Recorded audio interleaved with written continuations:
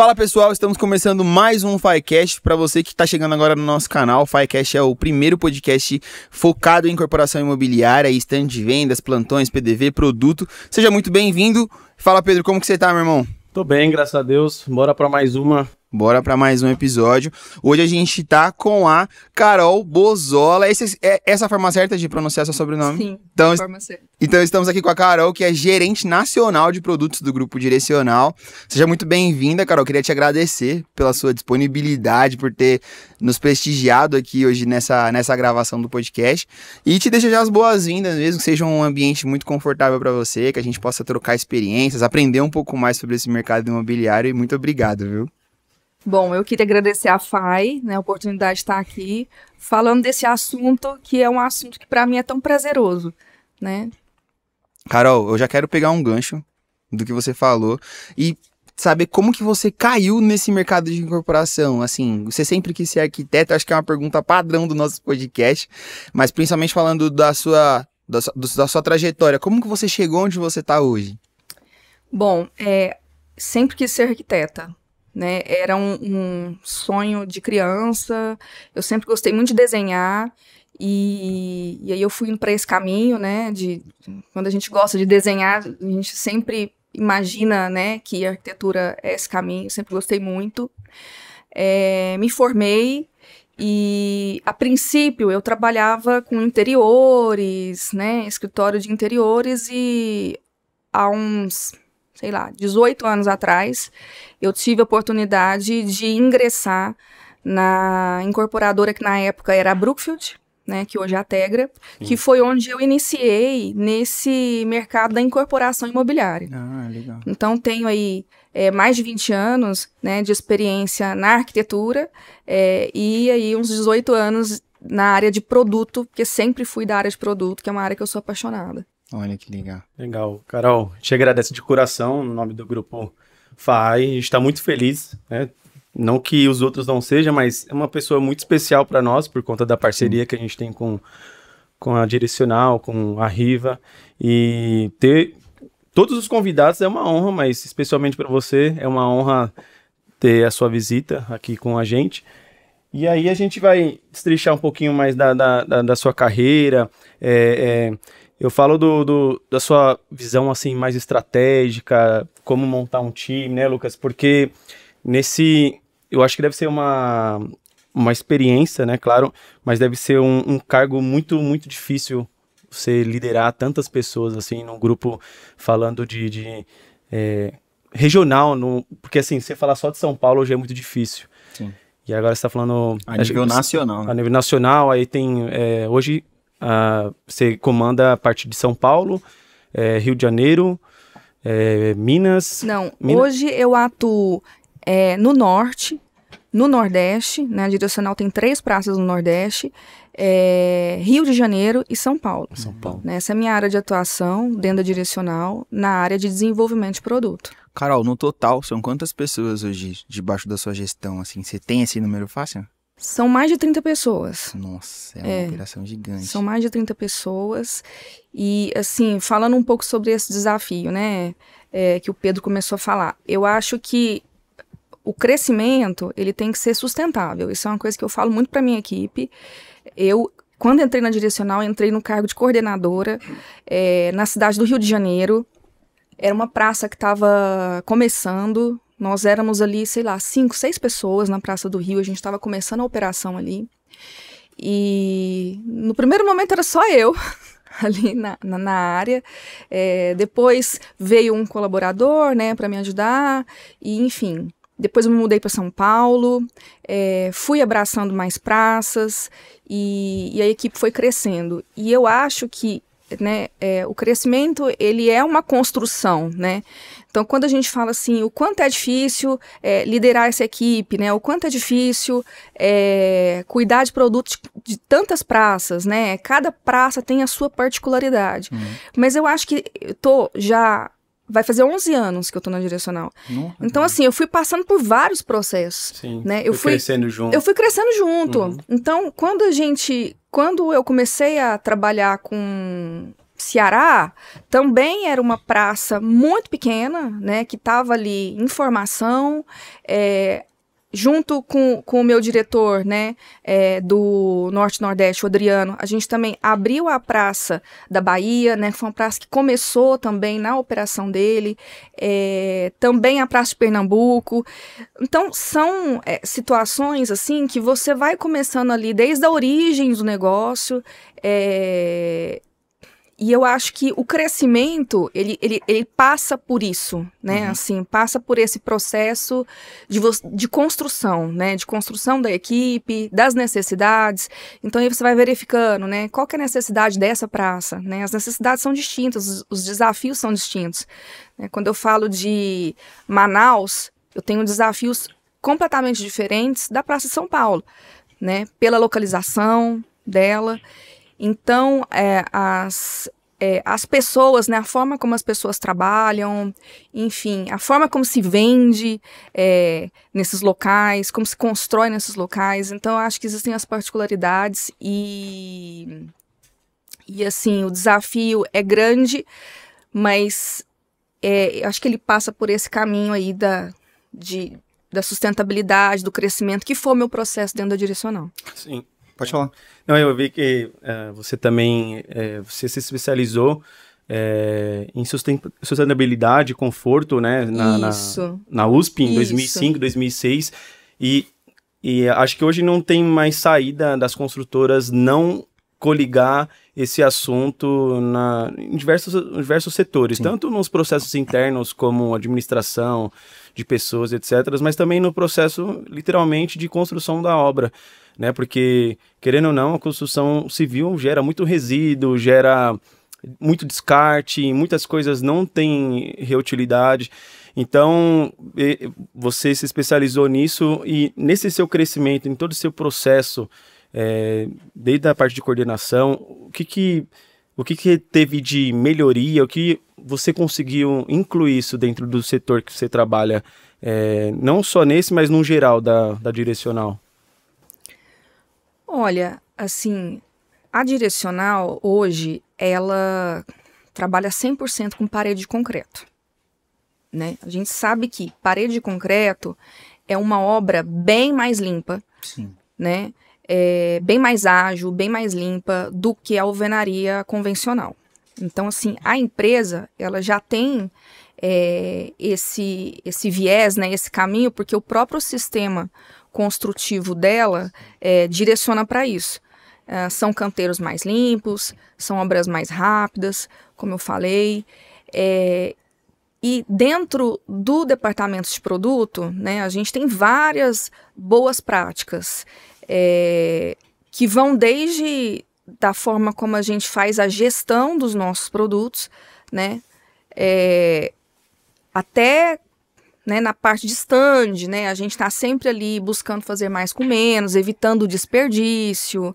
Então, assim, tem todo um processo que eu acho que também já vem da empresa, né, eu acompanho muito outras áreas, então, sei lá, outro dia me procuraram para fazer essa coisa do cálculo de emissão de carbono, né? Então tem várias ações também dentro da empresa que vão para esse propósito aí. São vários assuntos, né, Lucas? Tem coisa meio que sem fim, né? Se for pensar nessa parte de sustentabilidade, gera muitos negócios dentro do próprio negócio, né? A gente estava até conversando numa última conversa que nós tivemos com outros convidados aqui, inclusive.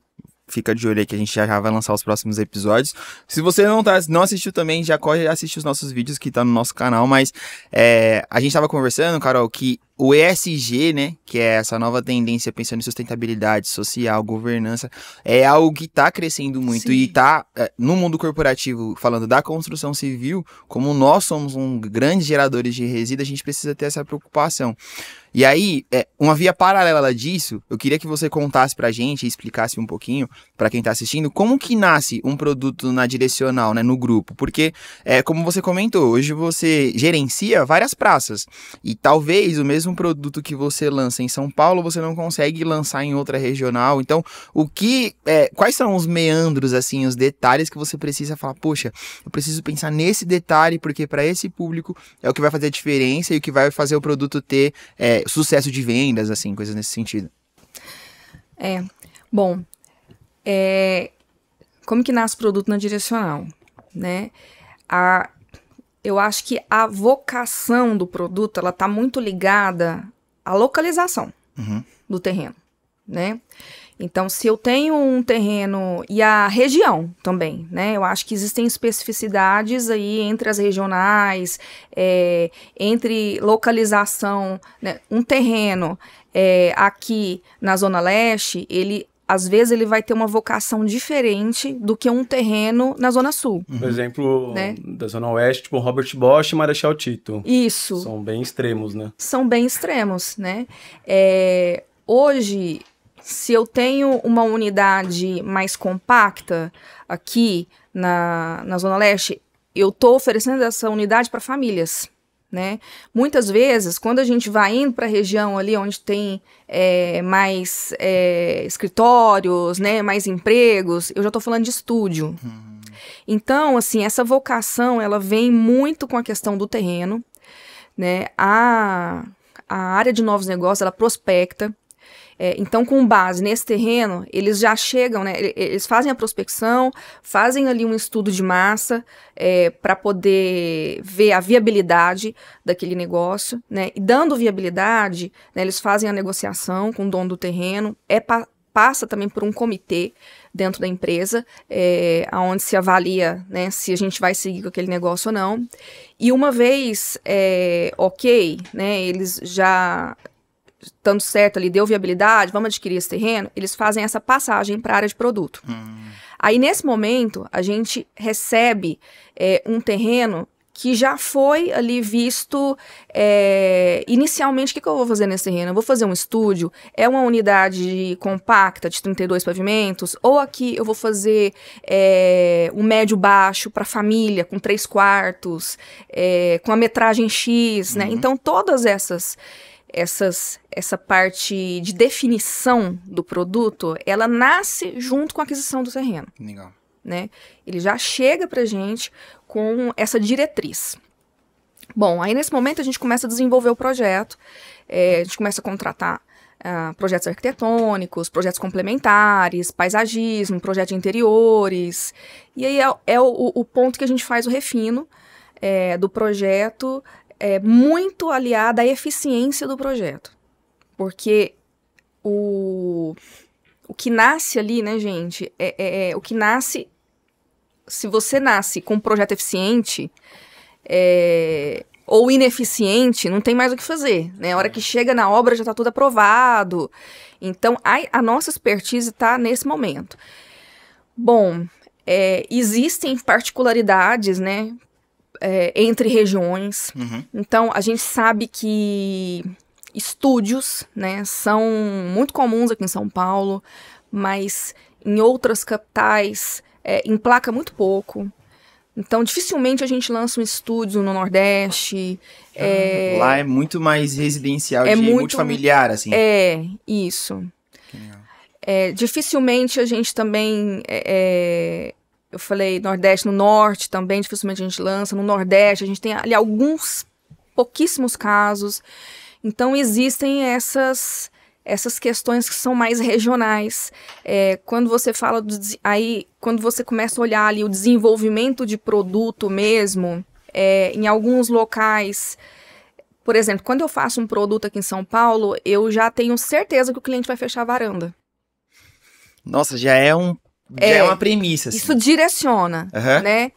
No Nordeste, não. Nem sempre ele vai fechar a varanda. Até porque São Paulo você tem muito mais necessidade de ter uma climatização artificial, né? Nordeste, Isso. nossa, eu viajei pro Nordeste há algum tempo atrás e, meu, lá é vento o tempo inteiro. Você deixa a janela aberta, é um ventinho bom. Agora aqui em São Paulo parece uma sauna, assim. Né? Então, provavelmente eu acho que eles fazem isso já pensando, o morador, né, aqui de uma unidade em São Paulo já pensa, meu, quando tiver tempo de calor, é um calor absurdo, assim, não tem vento, não Aqui tem... são os extremos, né? Sofre com calor e sofre com frio. Sim, sim. E tem muita questão cultural, que é cultural, né? Fechar a varanda. Aí, quando a gente vai analisar também a parte de áreas comuns, no Nordeste você tem que fazer piscina, né? Ninguém compra um empreendimento que não tiver piscina. No Norte também. Aqui em São Paulo, dependendo do padrão, não é tão relevante, não é uma coisa que vai direcionar a compra do cliente. Em outras regiões do Brasil, direciona a compra do cliente. Talvez em São Paulo, vaga de carro, Carol, é uma coisa que influencia ou também nem tanto? Depende da região. Quando eu tô falando de uma habitação próxima do metrô, não. Não só direcional, como várias empresas lançam empreendimentos Virou próximos. Virou até uma premissa, né? Do plano Do plano diretor. Lança empreendimentos próximos de grandes vias, né, arteriais e metrô, sem vaga. É muito comum aqui. Já em outras regiões, se você não tiver uma vaga por unidade, você tem dificuldade, né, de fazer essa venda. Então, essas questões, elas vão direcionando a forma como a gente vai pensando nos projetos. Pensando na área de lazer, pensando na planta do apartamento, sei lá, área de serviço ventilada. Não é uma exigência aqui em São Paulo. As unidades mais compactas, muitas vezes, não têm área de serviço ventilada, ou às vezes nem tem área de serviço. Aquela meio coligada junto com a sala, né? Tipo... Mas quando você fala de Nordeste... ou Norte, ou até mesmo Rio de Janeiro, já é algo que causa uma certa estranheza, né, para o cliente. Então, tem várias... E tudo isso são experiências que a gente vai aprendendo, né? A gente recebe vários feedbacks. Então, hoje, o que são as áreas que trazem feedback para a gente de produto? É o comercial, que ele tem aquele feedback inicial, né, de por que o cliente, por que determinada coisa está vendendo, não está vendendo, ou quando o cliente chega... Inclusive tem o pós-venda, né, influencia muito, né? Isso, quando o cliente chega no empreendimento ali, no stand, por que ele não adquiriu aquele produto, né? Às vezes vem um feedback, vem uma reclamação, a gente recebe isso. E também tem a área de qualidade, depois que dá bastante feedback pra gente, relacionamento com o cliente, no final de assistência técnica, né? Nossa, tal coisa não está funcionando, está dando muita assistência técnica, né? Não vamos mais colocar isso nos projetos, não vamos colocar esse tipo de ambiente que não está dando certo, ou algum detalhe construtivo que não funcionou. Então a gente vai recebendo esses feedbacks ao longo do tempo e isso retroalimenta, né, o nosso trabalho. Também você falou de funcional ou não, eu não sei se em qual ponto a direcional, porque... Hoje não tem como mais não falar de tecnologia, inteligência artificial, esse tipo de coisa. No caso, a direcional já está introduzindo esse tipo de elementos dentro dos seus empreendimentos ou pensa daqui no futuro? Bom, dentro dos empreendimentos, inteligência artificial dentro dos empreendimentos ainda não, mas no processo da empresa, sim. Tá? No processo da empresa, enfim, tem várias frentes aí, né, de projetos que estão levando em consideração, sim, a inteligência artificial. Tem vários caminhos. Inclusive, talvez, né, Lucas, até a gente tem usado também para executar os projetos que a gente tem feito e também no futuro, que eu acho que a grande maioria das incorporadoras também vão adotar isso dentro dos próprios estandes, né? Não sei se... pelo menos acho que aqui em São Paulo, essa geração que a gente está hoje, gosta de ver aquela coisa palpável, de visitar o decorado, de pôr a mão, se sentir naquele local. Eu não sei se no futuro vai abranger essas coisas de V-Ray, de coisas de realidade virtual para Pra não ter mais essa coisa palpável, até por conta de espaço, porque hoje não tem um espaço para executar em São Paulo. É muito difícil, algo muito grande. E uma coisa que eu acho legal, que eu já vi isso nos plantões da Direcional, que a área de produto, PDV, é a primeira área que tangibiliza alguma coisa para o cliente que vai comprar um apartamento ou um estúdio, alguma coisa do tipo. E aí, eu acho que, é como você falou, né, Carol, a inteligência artificial no prédio em si não vai ter, mas no lançamento, ou a tecnologia, ela tá envolvida no processo.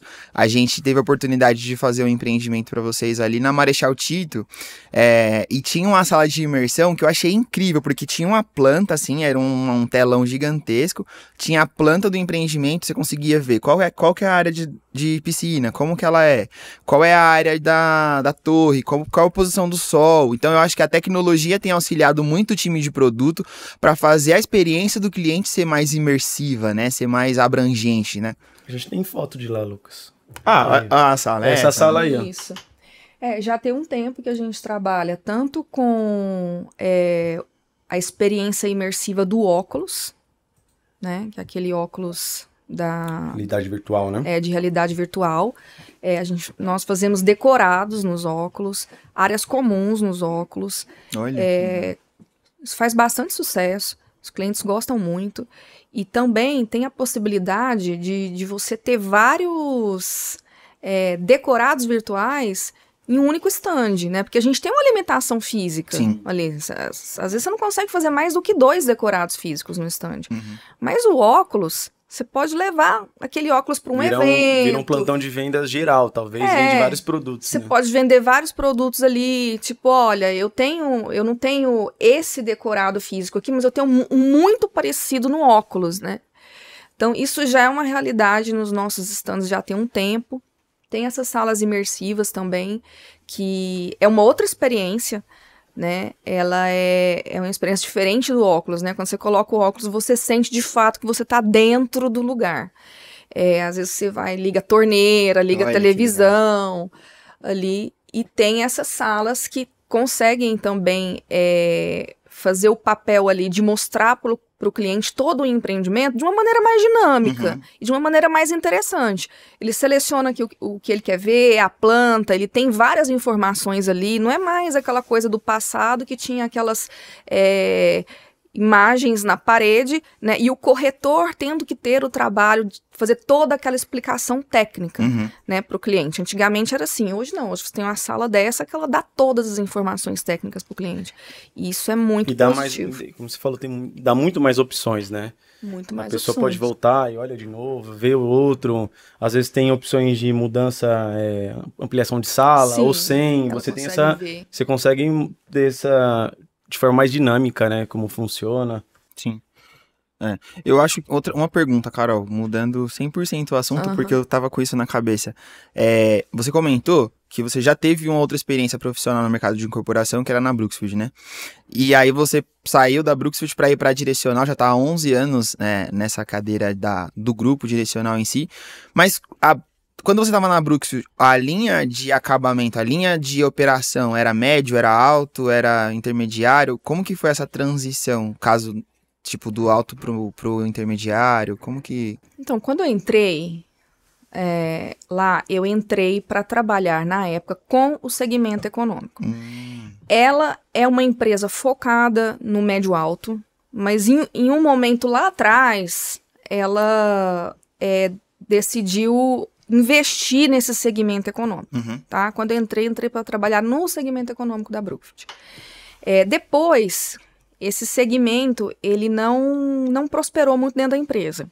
Aí lá dentro mesmo, eu migrei para o médio-alto.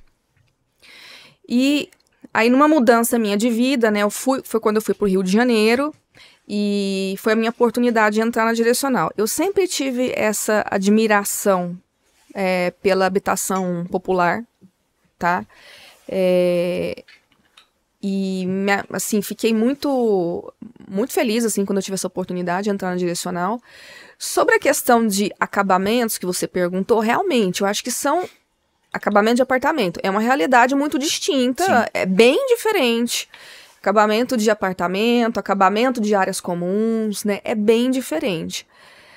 Mas eu sou suspeita, gente, porque eu vejo muita beleza, assim, em tudo que a gente faz, nesses empreendimentos econômicos, médio-baixo, né? Eu acho que nunca foi tão acessível para essas pessoas dessas rendas, esse tipo de moradia, né? Que é uma moradia digna. Não é porque baixa renda tem que ser feio, por exemplo. Ficou muito bonito. Assim, eu sou suspeita a falar, mas, por exemplo, a gente estava falando da Marechal Tito, que é uma área um pouco mais periférica, mas essa loja, a transformação que a gente deu nela ficou linda, ela ficou muito charmosa, ficou bem, ela é bem localizada, né? E você olha, você pode vender vários tipos de produto aí. Nesse padrão, assim, no meu ponto de vista, não tem cara de econômico igual antes, né? Antigamente, para vender coisa econômica, era uma esquininha com um container, algo do tipo. Então, como você falou, ficou muito mais acessível, né? Até de oportunidade mesmo das pessoas conquistar. Eu acho que é muito diferente a tratativa, inclusive, com tipos de clientes, porque quando a gente trabalha nesse tipo de produto, inclusive, a gente, além da loja em si, né, do stand, a gente também fez o apartamento decorado. E aí a gente conseguiu... a gente conseguiu pegar também essas coisas de elementos, né, bonitos, trazer isso pro decorado em si. Você vê que, assim, é um apartamento pequeno, né? E você também ter aquela conquista, né, Lucas? Porque, assim, acho que 90% ou mais o nome do empreendimento é conquista, são pessoas de baixa renda que estão conquistando o seu primeiro imóvel de fato. Estão saindo do aluguel, casaram, então indo para sua casa própria. Então, a questão de realização já é muito diferente, né, Lucas? Sim. Carol, você acha que foi isso que levou a Direcional a ser eu vi que um índice do Intec, eu não lembro o nome da matéria. Intec, né? Que em 2025 a Direcional conquistou o primeiro lugar ali no mercado de incorporação, né? Com 4 milhões de metros quadrados. 4 milhões e 400 metros quadrados construídos. Assim, tendo o seu ponto de vista, estando lá, você acredita que atuar nesse segmento e entregar com excelência a padronização foi o que ajudou a Direcional a alcançar esse posto? Sim, mais do que atuar no segmento, porque não é todo mundo que atua no segmento que consegue chegar nessa posição. Sim. Né? Eu acho que é toda a expertise de todos os profissionais que estão lá dentro. A Direcional ela é extremamente voltada para a eficiência, né? Ela é uma empresa que tem isso como foco primordial ali no trabalho, né? Que é a eficiência. E todo mundo que está ali dentro, isso é uma cultura. Todo mundo que está ali dentro busca a eficiência nos mínimos detalhes, né? A gente não existe ponta solta, né? É tudo muito bem calculado, tudo muito visto, né? A viabilidade de tudo que a gente faz ali vai assim até o limite, né, do que pode ser feito de melhor. Então eu acho que o que faz a empresa chegar no resultado que ela está chegando hoje, né, que é um resultado que todo mundo fala assim, nossa, tipo, como, né? A empresa cresceu muito nos últimos anos. O que vocês fazem? Como vocês conseguem? Né? É uma pergunta... Vira referência. É uma pergunta que eu ouço com frequência. Mas eu acho que isso, gente, é a cultura ali dentro. É uma coisa que vem desde...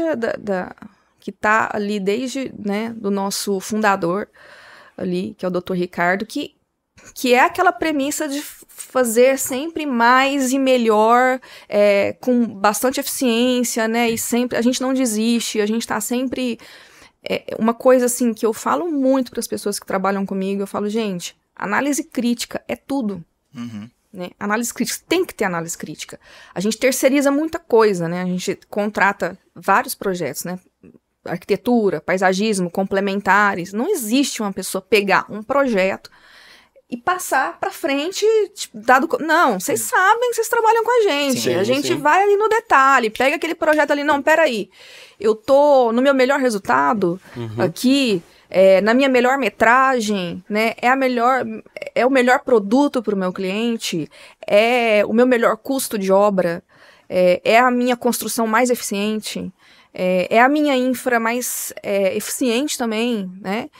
Então, a gente está sempre perseguindo esse tipo de resultado. E eu acho que isso, no final das contas, quando você pega ali A somatória de tudo isso chega no resultado, né? Tem pessoas incríveis lá dentro, assim, eu tô lá há 11 anos e eu tô há 11 anos aprendendo sem parar. Nossa. Assim, eu trabalho com pessoas ali que assim, cada reunião é uma aula, sabe? Eu gosto mesmo de entender, de sair um pouco do meu nicho ali de produto, entender um pouco mais da parte de executivo, né, entender um pouco mais de obra. Então, eu acho que o que faz esse resultado são as pessoas e a cultura da empresa. Aqui dentro da FAI mesmo, a gente é assim, né, tipo assim, eu não sei tudo, eu sempre falo isso, lá no escritório, e a gente aprende todo dia. A gente aprende todo dia, às vezes com uma pessoa mais simples, vamos falar de cargo assim, né, Sim. até em alta gestão, e a gente tem que dar valor, né, nesse tipo de coisa, porque eu acho que a gente ter essa sensibilidade da gente aprender com a vivência é melhor do que um currículo, né? Por exemplo, a gente até fala que assim, o currículo em si contrata a pessoa, mas o que permanece no cargo e evoluções de cargo, né, é o comportamento, Sim. é o dia a dia, é aquilo que faz a gente querer aprender mais, se desenvolver mais, até mesmo porque a Direcional tem muitos concorrentes no Brasil inteiro. Então, da mesma forma que vocês trabalham com eficácia e tudo, o outro também está fazendo isso porque um quer ganhar do outro, não tem jeito. A gente está lançando... na Marechal mesmo, a gente tá falando, tem um stand que vai lançar na frente do de vocês, lá na Marechal, e assim, um querendo sair na frente do outro, um querendo lançar na frente do outro, um pegar a ideia do outro e não tem como. Aqui dentro de casa também é da mesma forma, né? E dentro desse contexto de aprendizado, assim, na sua opinião, qual que é a mais difícil você liderar com a gestão do negócio em si, do mercado, do seu serviço em si, ou gerir pessoas, liderança, porque... Processos ou pessoas? Porque, assim, todo mundo aqui fala que a importância de ter um time competente, de boas pessoas ao seu redor, para você ter sucesso. Ninguém vai longe sozinho, né? E qual que é a mais difícil? Pessoas ou a parte de processos do mercado? Olha, eu acho que pessoas, né, é mais difícil, mas eu acho que é um combo, né? Você pode ter as melhores pessoas. Se você também não tiver os melhores processos, essas pessoas vão correr vendadas, né? Sim. Tipo assim, a pessoa não sabe que direção que ela toma, né? Então, mas fazer com que as pessoas acreditem naquilo que elas estão fazendo, entendam, né, o que elas estão fazendo, enxerguem o propósito... saibam entender o que é o melhor trabalho ali, né? Tenham essa análise crítica. Não é fácil. Então, mas eu também acredito que o processo, ele auxilia nesse desenvolvimento aí das pessoas, porque tem que ter direcionamento. Hoje, ali dentro, a gente tem os nossos processos muito amarrados, muito, muito corretos, porque... Quem chega tem que saber o que tem que fazer. Sim. A pessoa tem que saber. E é muito difícil você conseguir ficar ali verbalmente, explicando tudo ali para aquela pessoa, como que tem que ser, né? Tem que tá tudo muito bem desenhado, o processo tem que estar muito bem desenhado. Eu tenho muito essa preocupação.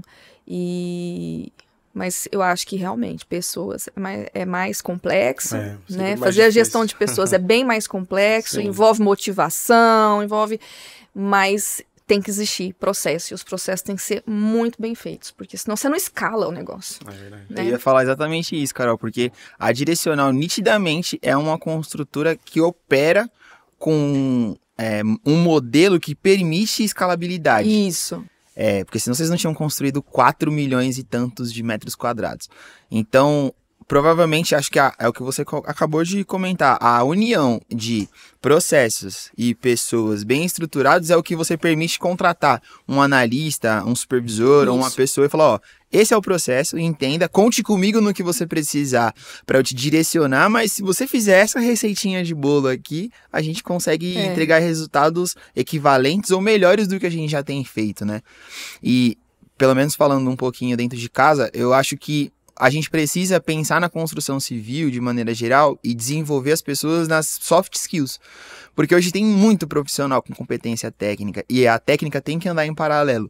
Mas eu sinto uma deficiência, principalmente na nova geração, de soft skills. Não sei se você também sente isso, assim, numa posição de gestão. Sim. É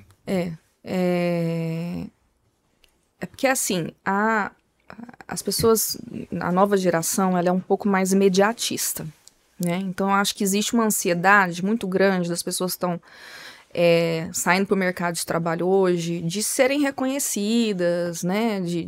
Enfim, de conquistarem seus espaços. Só que, como eu falei no início do podcast, eu acho que o crescimento ele é sustentável. Você não chega lá em cima, você não se mantém lá em cima, se você não construir isso pilar por pilar. Né? Então, qual que é a dificuldade que eu acho hoje? É fazer essas pessoas entenderem que é uma construção. Não é você que chega lá e dá um cargo para ela. É ela que conquista esse cargo. Sim. Né? Bom, a gente tenta, né, trabalhar isso com os nossos colaboradores. Enfim, algumas pessoas captam, né, outras não, mas é um direcionamento que a gente tenta dar. Sempre, olha, gente, tem espaço para todo mundo. Sempre tem. Uma empresa desse tamanho, você quer falar que não tem espaço para as pessoas crescerem? Tem, mas é um espaço conquistado. Hoje a Direcional está com 6 mil funcionários. Eu não sei te dizer o número Brasil. Hoje. Eu não tenho esse número de cabeça, mas é isso. É 6, 8, já foi 10. Enfim, eu não sei te dizer. Nossa, Carol. Mas é alguma coisa nessa escala. Nossa, é uma operação muito grande, né, Pedro? Sim. E aí ela estava comentando de pessoas. Qual que é a sua forma de liderar? Porque você deve falar com pessoas tanto daqui de São Paulo quanto do Nordeste, do Norte. E o temperamento de pessoa para pessoa e região a região muda demais, né? Tanto para falar de negócio, por exemplo, na parte de viabilidade, Sim. prefeitura, esse tipo de coisa, tanto quanto com um cliente final.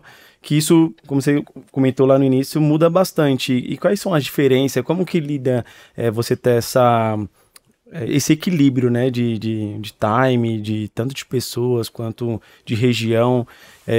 Isso aí tem que ter muito Feeling, fino, né? Tem que ser muito sensível, né? Assim, em primeiro lugar, eu acho que quem trabalha nessa abrangência precisa entender que sim, cada lugar roda de um jeito, né? As pessoas têm lideranças muito distintas, né? Então, cada praça dessa hoje tem uma liderança. E é uma liderança que a área de produto atende.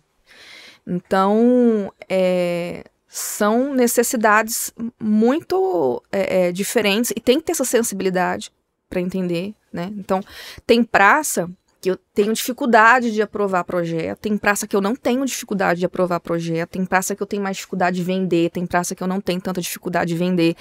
Então, quem está atendendo essas praças tem que ter essa sensibilidade de saber que ali, naquele lugar, qual que é a dor daquele lugar, né? Deixa eu atuar mais nessa dor, né? Que é a necessidade daquele local. Isso é um ponto. Outro ponto é sobre os processos, né? Você tem que ter o processo muito correto para que todo mundo, mesmo estando... um tá no norte, outro tá no nordeste, outro tá em São Paulo, né? Cada lugar tem a sua dor, mas a empresa é uma só. E a empresa tem que dar resultado. Existe distinção de processos por praça, Não. Carol? Não existe. Não existe. Na área de produto não existe. São sempre os mesmos. São sempre os mesmos, mas é o que eu tô falando. Cada praça tem uma dor. Atua de diferente, né? Então, é isso, né? Assim, você tem que entender que o processo tem que estar muito bem desenhado, porque no fim das contas, o resultado, ele passa, por exemplo, a área de projetos executivos fica em Belo Horizonte, né? Não fica nas regionais. Então, independente da dificuldade de cada regional, eu tenho que ter ali o mesmo resultado. Entendi. Tanto para uma como para outra. Né? São números, né? São números. Jeito, no final, você tem que chegar no mesmo número. Exato. Então, todo mundo tem que produzir bem, né? Tem que dar um resultado satisfatório, mas dentro da realidade que cada um tem. Então, eu acho que... Então, quando eu falo assim do desafio, né? Primeiro, entender a dor de cada lugar e tentar atuar nessa dor e ter os processos muito bem desenhados para que as pessoas não se percam, porque assim, a coisa mais fácil que tem é as pessoas se perderem. Né? Ah, mas aqui eu não tenho, né? Eu não consigo aprovar, mas tem que aprovar. Né? Dá um jeito. Tem que dar um jeito. Aqui os terrenos são muito íngremes, então, sei lá, no Ceará, os terrenos são bem mais planos, eu não tenho dificuldade com topografia. Lá. Quando eu parto para outras praças, eu tenho dificuldade com topografia. Até São Paulo mesmo, né? São Paulo, eu tenho terrenos menores, eu tenho terrenos mais apertados, mas essa visão, assim, essa visão macro tem que estar muito bem azeitada. Carol, por exemplo, você falou de Ceará, que lá vocês não têm problema com topografia. Mas outras variáveis, por exemplo, climática, que eu sei que o Ceará é a cidade que mais, é o estado que mais venta no Brasil. Isso impacta para vocês? Ou isso é um problema que a engenharia resolve e já entrega para produto, um produto que vai funcionar nesse sentido? Impacta, porque hoje a gente tem a norma de desempenho, né? Aonde eu tenho que assegurar ali que dentro da minha unidade eu tenho um limite de calor ali dentro. Então, quando eu trabalho com essas regionais mais quentes, até a cor da fachada é direcionada, né? Caramba, porque sim. eu não posso colocar cores escuras. Cor escura, exatamente. Então, aqui em São Paulo, eu trabalho com mais liberdade. Lá eu tenho um limitador no tipo de cor, no grafismo que eu consigo fazer na minha fachada. Tem lugares, regiões litorâneas, próximo da praia. Se eu vou especificar um guarda-corpo, ele tem que ser de alumínio, ele não pode ser metálico, alumínio é mais caro, então isso muda também um pouco o orçamento. Nesses lugares mais quentes, eu preciso oferecer ponto de ar-condicionado em todos os cômodos, né, que é quarto e sala, senão a pessoa não consegue habitar ali, já aqui não é necessário. Então, essas questões climáticas, regionais, geográficas, elas vão sim alterando um pouco o projeto. E você consegue dizer, Carol, assim, quais são as tecnologias e metodologias que ajudam você nesse sentido de concepção de um produto? Porque o que eu percebo hoje, para quem não conhece do nosso mercado de incorporação, construção, enfim, eles acham que inovação é você fazer uma fachada muito bonita, ter uma planta bem resolvida, e é isso, mas acho que vai muito mais além disso, né? Então, o que vocês usam como artifício de auxílio no dia a dia? Tá. Essa pergunta ela é bem interessante porque ela traz um mito de que aonde tem padronização não tem inovação, mas é mentira. Que legal. Né? É mentira. Você consegue ter muita inovação dentro de um processo padronizado, né? Dentro de um padrão. Eu falo porque na direcional, como a gente trabalha com parede de concreto, a gente tem muitas tipologias padrão, tem muito padrão, né, gente? Senão você não consegue escalar o negócio. Exato. Quanto mais artesanal é o processo, menos você consegue escalar. Né? Se você vê alguém que está escalando, é porque a pessoa está padronizando. Então a gente trabalha muito com essa premissa de padrão. Aí quando chega alguém muito jovem na equipe, a pessoa fica frustrada, porque ela fala assim, eu não vou inovar, eu vou trabalhar sempre com as mesmas plantas. Mas existe um caminho de inovação gigantesco dentro disso. Que são inovações de processos, por exemplo. E hoje eu tenho alguns softwares de gestão que me auxiliam na gestão de todas essas praças, né, onde eu consigo ver o que está acontecendo em cada lugar, né, eu consigo ver num clique ali qual analista está cuidando de qual projeto, qual etapa que qual projeto está, consigo gerar relatórios, não tem como, assim, eu acho que quando você lida com um volume muito pequeno, tudo fica na sua cabeça e tá tudo certo, né? Você não precisa anotar nada, você não precisa fazer nada. À medida que você vai crescendo no volume, vai aumentando a necessidade de ter esses controles e esses relatórios. Então, isso é um ponto. Hoje, dentro da Direcional, a gente já trabalha com o Revit, né, com a tecnologia BIM. Existe um escritório interno dentro da Direcional hoje, que 100% dos projetos que ele abraça são em Revit, né? A gente está utilizando essa tecnologia do BIM para poder ter uma eficiência muito maior também na parte de projeto, ter uma produtividade também maior, perder menos tempo com coisas desnecessárias. E é isso, assim, a gente está o tempo todo ali buscando alternativas para poder ter uma maior eficiência, né, uma escala maior. Carol, e engraçado que semana passada mesmo tem uma menina lá no escritório que entrou recentemente, e aí a gente estava explicando parte do processo da construção em si do stand de vendas, e aí chegou na parte do staff. Aí a gente tem umas partes do jurídico e tal, aí ela tava vendo 2 produtos diferentes, né, de construtores diferentes. Aí ela falou, nossa, são tudo muito igual, tipo, você não acredita. Eu falei assim, então essa parte é meio que copia e cola, e quando a gente quer introduzir algo diferente, tem que ser meio que devagar, tipo, mostrar o porquê que desse jeito vai funcionar melhor do que o outro jeito, né, e para nós, Lucas, fica uma aula do que ela tá falando, que tudo se determina com processos, né, tanto de pessoas como de gestão do negócio, e também você ter essa capacidade de ter as coisas tudo muito fácil, né? Tipo, ela falou de um clique, porque a gente comenta até assim, quem anota tem o direito de esquecer, né? Então, a gente tá até fazendo isso internamente dentro de casa. A gente hoje está trabalhando com Revit também. E é ruim, né? Porque a gente está... tudo que é vicioso, que tem aquele vício, por exemplo, todo mundo trabalhava com CAD, é muito difícil migrar. Migrar é muito difícil porque você fica refém daquilo que você sabe, que é o mais fácil, que é o mais prático. Só que aí você começa a migrar e você começa a entender os porquês. Você vai sofrer um pouquinho no começo, mas vale a pena, porque hoje os processos internos também, por exemplo, em projeto, a gente está fazendo isso e está ficando mais rápido, mais dinâmico. As chances de ter erros são muito menores, né?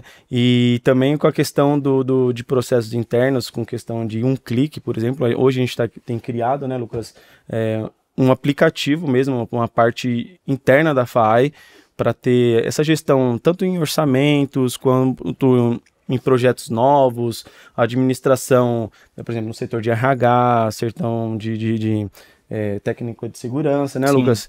Então, não tem como a gente fugir da tecnologia nesse ponto, que veio para ajudar, né? A gente tem que otimizar, né, Lucas, no nosso convívio.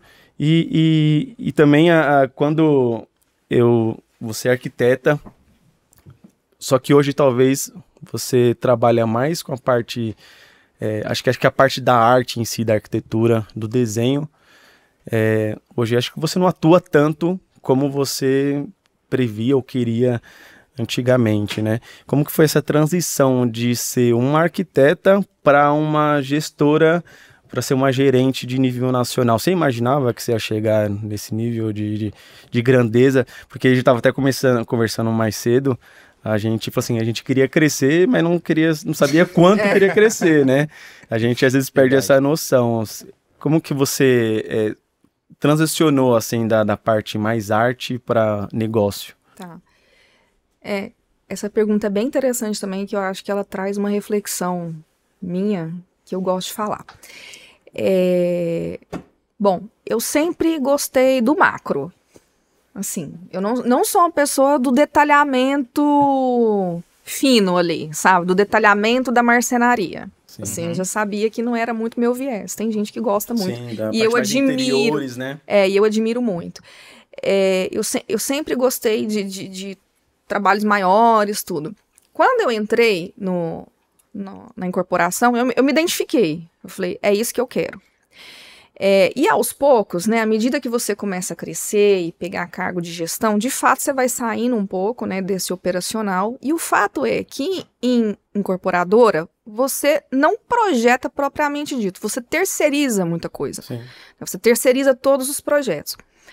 Mas ao contrário do que muita gente pode pensar, tipo assim, eu já vi algumas pessoas falando assim, mas vocês só fazem gestão de contrato, vocês não fazem projeto. Gente, a visão do profissional que está dentro da empresa, que está dentro, né, de uma empresa como a Direcional hoje, ela é a visão do empreendedor. Sim. Ela é uma visão muito mais ampla. Tem que ser global, né? Do que de um escritório de arquitetura. Sim. Claro que o escritório de arquitetura tem todo o valor dele ali, né? Ele tá ali naquele nicho dele que a gente precisa, né? Que essas pessoas estejam no nicho delas.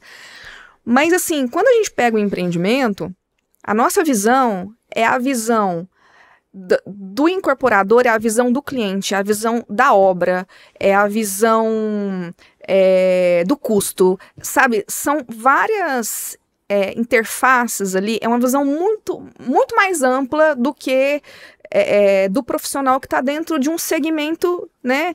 O profissional que faz, por exemplo, terraplanagem, ele tem a visão da terraplanagem, né? Das suas dificuldades, se vai ter água, se não vai ter. Isso. O que faz o arquitetônico, ele tem aquela visão da arquitetura. O que faz o interiores, ele tem a visão do interiores. E a gente tem a visão de tudo. Eu acho que a visão que a gente pode resumir como uma visão plural, né, Carol? Isso. Você precisa olhar toda a pluralidade do processo e falar, poxa, eu preciso ter um projeto funcional, bonito, que pague conta, que dê lucro, que venda, que esteja bem localizado. Sim. E outras diversas variáveis, né? É por isso que terceiriza, né? Por isso Você que pega os especialistas de cada área, especialista em projeto executivo, arquitetônico e etc. E você coloca em via, de fato, as pessoas que são especialistas e capacitadas para cada setor. Só que a sensação que a gente tem, na verdade, é de que o projeto é nosso. Sim. Não parece que a gente não projetou, porque a gente está tão envolvido naquilo ali, né? A gente, é muito briefing, é muito... Né? A gente recebe um projeto de arquitetura... A primeira coisa que a gente faz é analisar cada detalhe daquilo ali, com todo esse raciocínio por trás. Enfim, a gente está o tempo todo ali fazendo análise crítica de tudo que a gente está fazendo. Então, a gente não tem essa sensação de tipo, nossa, eu não projeto mais, eu não desenho mais. Pelo contrário, eu acho que eu projeto muito mais hoje, assim, eu só não tô ali mão na massa, mas eu tenho a sensação de que cada empreendimento desse aí também é meu também. A concepção, né, e o direcionamento, porque é o que você falou, né, Carol? Se você tem bons profissionais sem direcionamento, eles estão caminhando às cegas. Sim. Então, de todos os projetos, nitidamente, o direcionamento parte do time da Direcional. Parte do time, com certeza. Então, é o que você falou, vocês são partícipes ali daquele processo. Uhum. Vocês conseguem tocar de ponta a ponta e falar, um filho que nasceu aqui, que foi concebido por um conjunto de pessoas, mas que eu enderecei cada um e direcionei cada um, né? Isso que é muito legal. Então, pro profissional que tá começando a carreira aí na área de arquitetura, que às vezes pensa, mas eu não vou fazer projeto numa incorporadora, numa construtora, eu quero projetar, né? Eu quero... Gente, vai, assim, é de uma outra forma, mas, assim, a vivência que se tem daquilo ali, né, a experiência que você adquire, a visão mesmo do empreendedor, eu acho que é uma coisa fantástica. Muito legal. Carol, eu queria mudar um pouquinho a dinâmica do podcast, te fazer algumas perguntas e pedir pra você completar a frase com o que vier na sua cabeça, assim. Tá. Foi improvisado isso aqui, tá? Acabei de ter ideia. Tá bom. Eu fiz algumas notas aqui enquanto você falava, mas a primeira frase é a seguinte: um bom produto começa com... Aí você completa. Tá bom. Posso completar? Pode, por favor. Um bom projeto. Com um bom projeto. Agora eu vou passar a bola pro Pedro. E o bom projeto começa por onde? Aí ela vai falar com o bom produto. Bom projeto, ele nasce de uma viabilidade bem feita, né, de uma prospecção bem feita, que é aquilo que eu falei para vocês, né? O terreno, ele tem a localização pede um tipo de produto, esse tipo de produto tem um tipo de cliente, que tem um tipo de desejo, enfim, parte daí. Legal. Quer falar? Não pode falar? Outra pergunta, Carol. Um cliente percebe o valor quando... E aí pode ser cliente interno ou cliente externo. Tá. Ele percebe um valor quando pergunta difícil, né? Então, deixa essa pra depois. Tá bom. Vamos lá, vou fazer uma outra aqui. Essa não vou nem falar como pergunta, mas queria que você contasse um pouco sobre a Carol. Qual foi a sua maior realização dentro dessa área de produto? Você consegue colocar um ponto, tipo, poxa, isso aqui foi muito marcante para minha carreira dentro dessa jornada de produtos? Você tem isso, assim? Olha, eu acho que não tem um momento, assim, um único momento. Eu acho que a minha maior realização é essa, assim, é poder olhar tudo isso e falar, nossa, eu contribuí, eu faço parte, né? Olha só, se tal projeto chegou nesse resultado, né? Assim, num primeiro momento a gente tinha um resultado X de um projeto. Olha lá, assim, da onde que a gente partiu, para onde a gente chegou, né? Olha o que a gente está entregando para o cliente hoje. Às vezes a gente pega ali um terreno que você fala nossa senhora, o que eu vou fazer aqui nesse lugar? E aí no final você fala, gente, nós tiramos leite de pedra, que fizemos milagre nesse negócio, tá um produto lindo, nem parecia que ia ficar tão bom. Então eu acho que não existe um momento marco, assim, mas existem essas realizações diárias. Legal. E contrapartida também, Carol, tem o oposto, né, Lucas? Por exemplo, a gente tá falando de sucesso, a gente tá falando de quando tudo vai bem, quando vende bem, e o ao contrário, porque deve ter existido caso, não sei se na Direcional ou alguma outra experiência sua, que o produto não foi legal, lançou, não vendeu, teve que usar outras manobras. Sim. Como que reage? Porque, com certeza, querendo ou não, a conta chega para alguém, deve passar por você também. Eu não sei qual é a escala, né, dessa conta, por conta que vai sendo cobrado até chegar em alguém, porque quanto mais tempo parado aquele produto, menos lucro tem, né? Como que chega em você essa conta?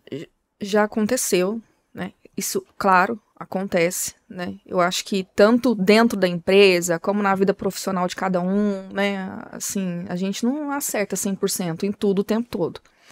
Eu acho que quando acontece esse tipo de coisa, a gente olha para aquilo e fala, o que eu posso aprender com isso? Né? Onde foi que eu errei? Onde foi que nós erramos? O que deu errado? Isso aqui já teve casos, assim, de empreendimentos que não foram para frente e a gente olha e fala, o que é que estava errado aqui? Não vamos mais repetir, né? Vamos aprender. E eu acho que cada situação dessa é sempre uma oportunidade de aprendizado. Eu acho que a gente sempre vai melhorando a forma que a gente tem de trabalhar. É engraçado, porque se tudo vai bem, a sua tendência é ficar fazendo mais do mesmo, né? Quando que você move alguma coisa? Quando que você cria uma inovação, faz uma melhoria? É no momento de dificuldade, no momento que você olha aquilo ali e fala, isso aqui não tá dando certo. Isso aqui não tá legal, o que eu posso fazer? Aí é naquele momento que você para e pensa em alguma coisa para superar aquilo, né? Então, eu sempre acho que as nossas maiores melhorias, elas vêm desses momentos, elas vêm desses momentos de crise, vêm desses momentos de dor. A dificuldade ensina mais a gente, né? Por maiores ou menores, às vezes é uma coisa pequena ali, mas que é uma pedrinha no seu sapato do dia a dia. Fala, gente, eu tô tendo dificuldade nisso aqui, eu não tô conseguindo resolver esse negócio, eu não tô conseguindo lidar com isso, né? Essa pedrinha tá doendo aqui no meu pé, o que eu vou fazer? Aí, nesse momento, você vai e dá uma voltinha por cima, né? E tem os momentos grandes também que trazem grandes ensinamentos. Mar calmo não faz bom marinheiro, né? Não faz. E outra coisa que você falando isso, Carol, eu lembrei de uma outra experiência profissional que eu tive, que foi bem no momento da pandemia.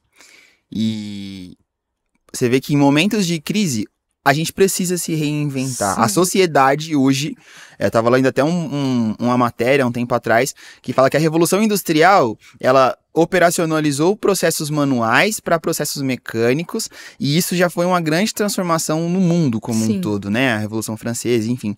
E agora o mundo está caminhando para uma nova revolução tecnológica.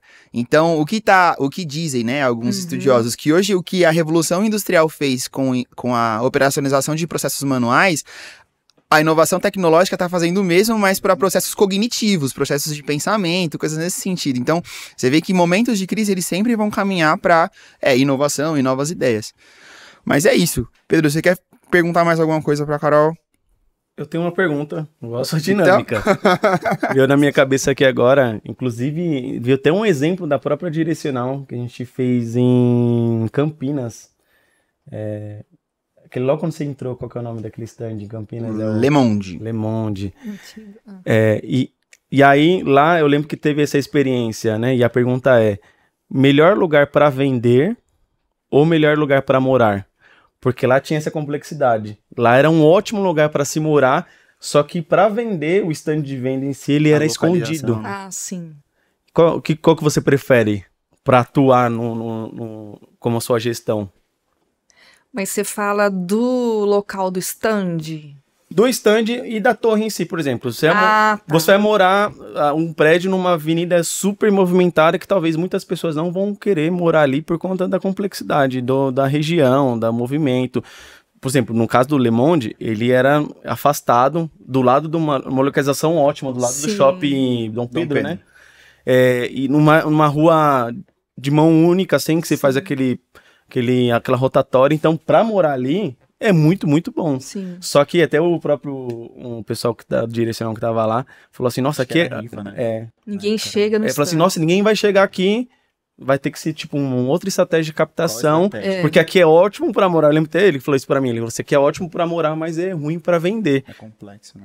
Tá, bom, eu acho que pro cliente é o melhor lugar para morar.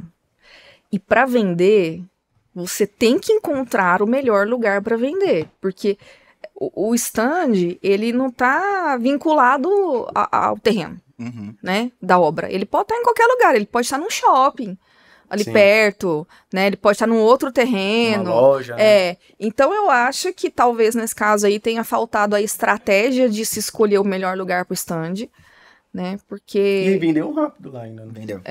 Pois é. Foi um bom empreendimento. Não, mas que bom, né?